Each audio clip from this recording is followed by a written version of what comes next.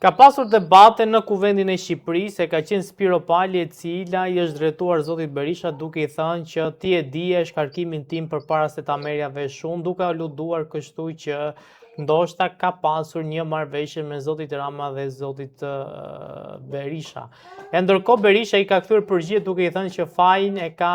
Belinda Balluku. Për të folur mbi dinamikat e parlamentit ditën e tjeshme, kam të ftuar në një lidhje direkt avokatin Alban Dure. Zoti Dure, faleminderit shumë për intervistën. Ju falenderoj shumë për ftesën, është kënaqësi.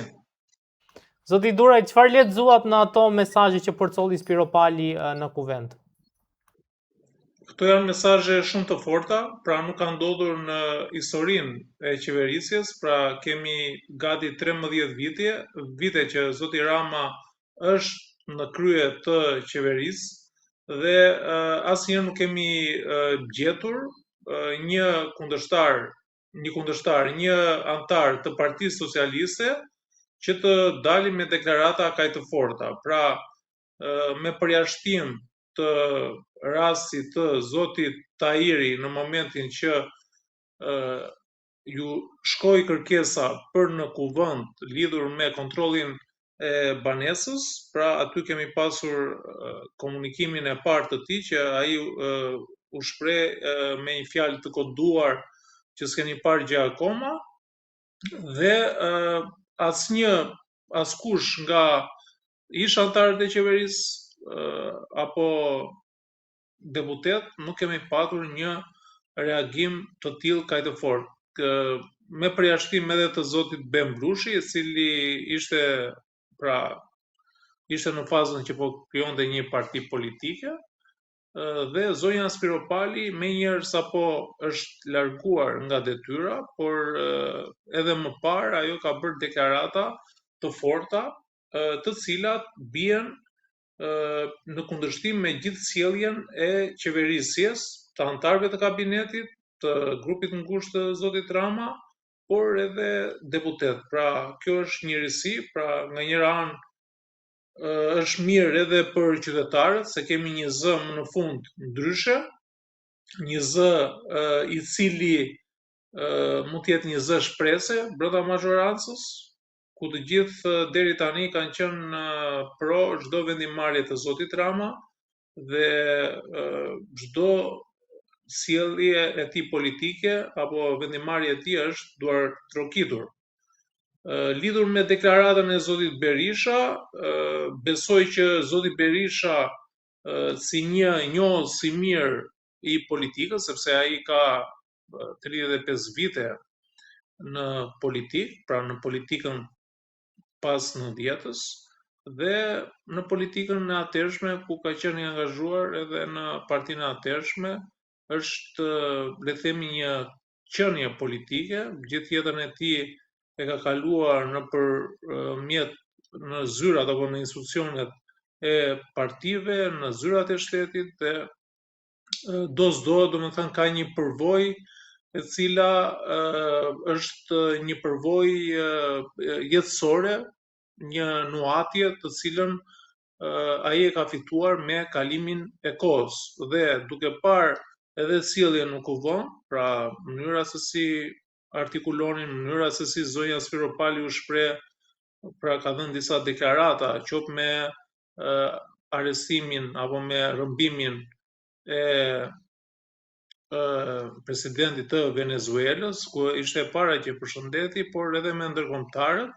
gjë që zoti Berisha këto i ka lexuar, ka qenë një dualitet mes saj dhe zotit Rama, dhe natyrisht zoti Rama nuk i pëlqen njerëzit të cilët mundet, apo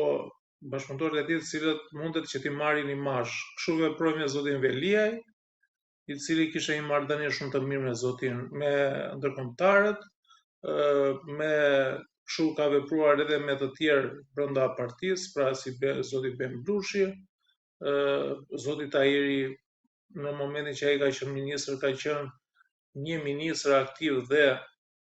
ka pasur një lloj profili që ai po e ndërtonte. Kemi pasur një sër, le të themi, bashkëpunëtor të zotit Rama, i cili nuk i do jo vetëm zoti Rama, por gjithë liderët, duke filluar nga zoti Meta, zoti Berisha, pra kush ka qenë zoti Basha, pra të gjithë këtu nuk duan njerëz të cilët të kenë një lloj konkurrueshmërie apo një lloj marrje imazhi. Kështu që besoj që ai nuk e ka pasur informacionin, pra zoti Berisha lidhur me zonjën Spiropali që pra do të shkarkoj si antar e kuvendit, por duke parë sjelljen e zotit Rama në mbrojtje të zonjës Balluku, ka arritur në konkluzionin që mund të jetë edhe një nga kushtet që kjo pra zonja Balluku i ka vendosur zotit Rama. Dhe po të shikojmë, pjesa më e madhe e kabinetit është janë bashkëpunëtorë të ngushtë të zonjës Balluku dhe janë kushte të cilat ajo mundet t'i ketë vendosur kryeministrit Rama në përbërjen e qeverisë. Zoti Duraj, mendoni që Spiro Pali do rri duar kryq? Unë nuk e mendoj, sepse zonja Spiro Pali nuk është se ka pasur një profil negativ, qoftë brenda antarëve të Partisë Socialiste, pra ka qenë gjithmonë, kur ka qenë në detyra, ka qenë njeri i cili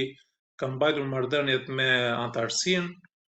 me socialistët, por edhe në zonë elektorale me qytetarët, duke ju gjendur për zgjidhjen e halleve dhe problemeve të tyre. Nuk ka pasur një profil ku të ketë shpërdoruar fondet publike, pra të jetë një ministre e cila i ka keq përdorur apo në krye të kuvendit, kështu që ka pasur detyra të cilat nuk kanë pasur një impakt tek buxheti i shtetit apo tek qytetarët. Kështu që ajo u shpreh edhe dje, pra e tha që unë çdo njeri mban përgjegjësi për veprimet apo mosveprimet e tij dhe të gjithë ne jemi përgjegjës dhe ata të cilët kanë vepruar gabim duhet që të mbajnë përgjegjësi për ato që kanë ndërmarrë, po për vendimet që kanë marrë apo për sjelljen që kanë bërë. Kështu që është pozitive për Partinë Socialiste që më në fund kemi një zë ndryshe, por duke marrë edhe historikun e profilit politik të zonjës Spiro Pali, që vjen nga lëvizja mjaft, pra është ai grupim i cili u fut me ardhin e zotit Rama në krye të Partisë Socialiste, pra pas vitit 2009, dhe vjen dhe nga partia GNTH, pra partia e cila është themeluar nga themeluesit apo nga le të themi aktivistët e lëvizjes mjaft. Besoj që tashmë grupi i zotit Veliaj ka filluar që të aktivizohet. Pra, besoj që do aktivizohet, sepse edhe qëndrimi në burg i zotit Veliaj dhe distancimi i zotit Rama nga bashkëpunëtorët e zotit Veliaj, pra kemi zotin Mazniku i cili ka dhënë kemi zotin i cili ka dhënë dorëheqjen, zoti Mazniku që iku nga detyra e ministrit, pra kemi një sër propozimesh kanë qenë nga grupimi Veliaj, ka filluar dhe janë spunuar. Kështu që besoj që ka ardhur momenti në ujë pilafi për grupimin Veliaj dhe në këtë kuptim do kemi zhvillime të forta politike. Përveç saj kemi grupimin e zonjës Balluku, pra me deputetët dhe me ministrat që ajo ka propozuar. Dhe zoti Rama pra me takimet i ka uzuar deputetët, pra do bëjë edhe rinovim në Partinë Socialiste, në mënyrë që të jedhi deputetët në fushat paraprake elektorale i druhet një vendimarrje për zgjedhje të parakohshme. Pra, duke marrë në konsiderat edhe testin e madh që ka tani për dhënien e autorizimit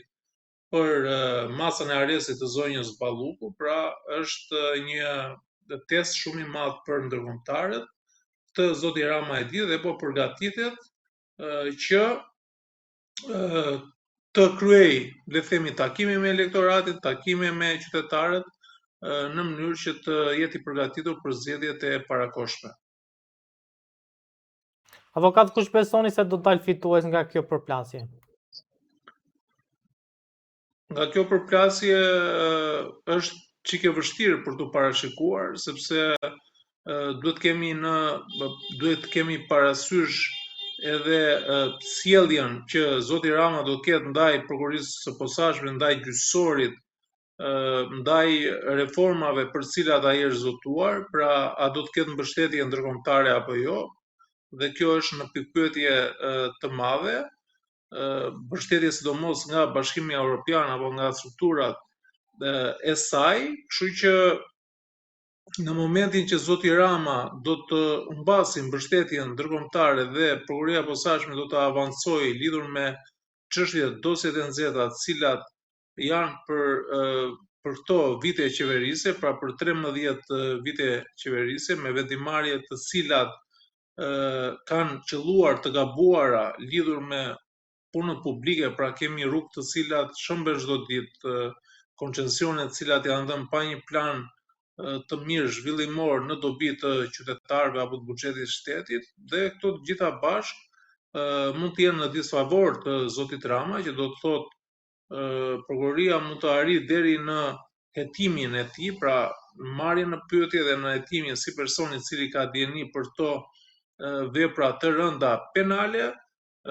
Kjo do të sjellë që zoti Rama mundet edhe të largohet nga detyra, por duhet edhe një lloj